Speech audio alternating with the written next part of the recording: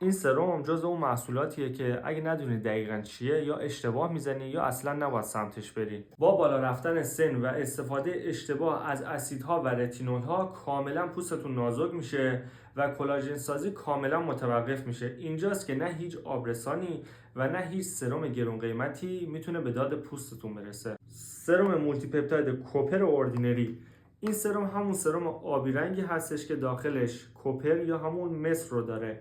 در اصل این سرم حاوی پپتایدهای مختلفی هستش که کارشون پیام رسانیه، یعنی سیگنال هایی به پوست میدن که پوست وادار میشه به کلاژن سازی و ساخت الاستین. چیزی که این سرم رو خیلی خیلی خاص میکنه کوپر پپتاید 1% آبی رنگی هستش که مشاهده میکنید. کوپر پپتاید یک ترمیم کننده بسیار قوی هستش که برای ترمیم زخم، بازسازی پوست و کاهش التهاب بسیار بسیار توصیه میشه و برای پوست‌های آسیب دیده واقعا عالیه. و در آخر نحوه استفاده این محصول: روزی یک بار 2-3 قطره روی کل صورت میریزین و به هیچ عنوان از اکتیو های مثل ویتامین C و اسیدها به هیچ عنوان با این محصول استفاده نمی کنید.